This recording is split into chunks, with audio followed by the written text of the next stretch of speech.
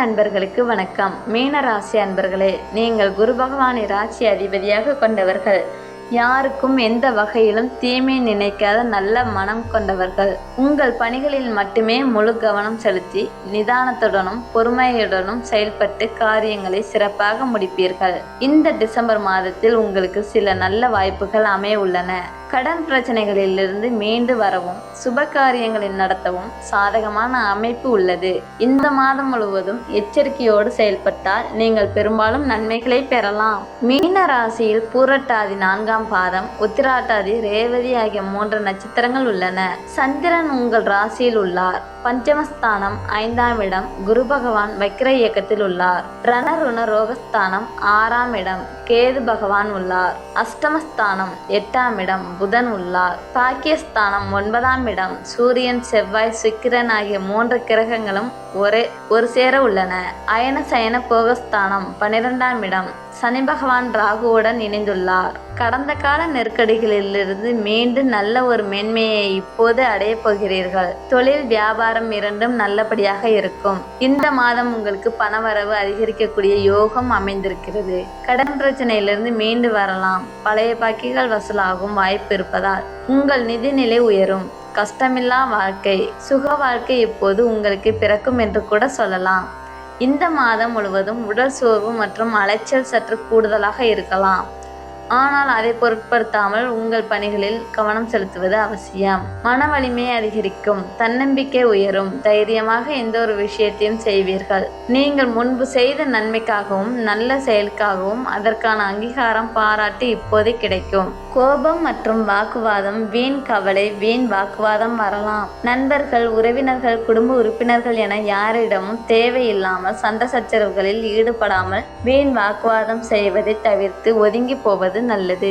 கோபத்தை குறைத்து நிதானமாக நடந்து கொள்ள வேண்டும். தொழில் வியாபாரம் இரண்டும் நல்லபடியாக லாபம் தரும் அமைப்பு உள்ளது.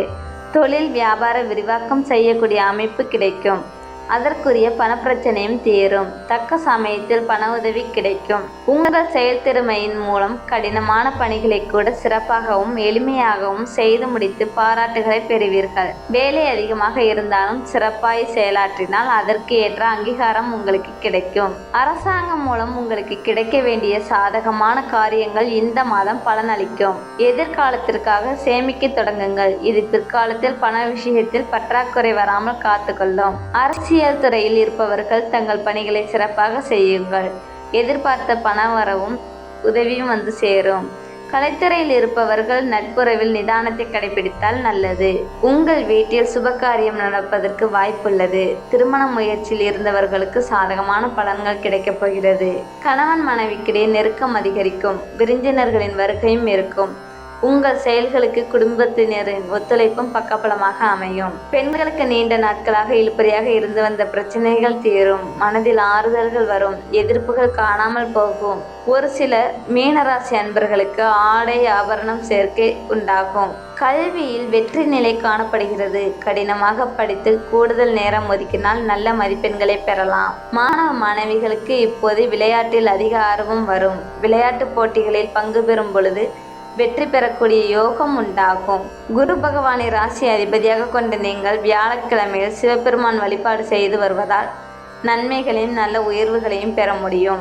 உங்களுக்கு சிவபெருமான் பிடிக்கும் என்றால் ஓம் நமச்சிவாயா போற்றி என்ற மந்திரத்தை 3 முறை பதிவிடவும். எல்லா வகையிலும் இந்த மாதம் உங்களுக்கு நன்மையும் நல்ல உயர்வையும் கிடைக்க பெற்று சிறப்பான முன்னேற்றத்தை அடைவீர்கள். இந்த பதிவு உங்களுக்கு பயனுள்ளதாக அமைந்திருக்கும் என்று நினைக்கிறோம். பதிவு பிடித்திருந்தால் லைக் பண்ணுங்கள். உங்களுடைய நண்பர்கள் அல்லது குடும்ப உறுப்பினர்கள் மீன ராசியாக இருந்தால் அவர்களுக்கும் பகிருங்கள். மேலும் இது போன்ற தகவல்களை உடனுக்குடன் பெற மறக்காமல் சப்ஸ்கிரைப் செய்யுங்கள்.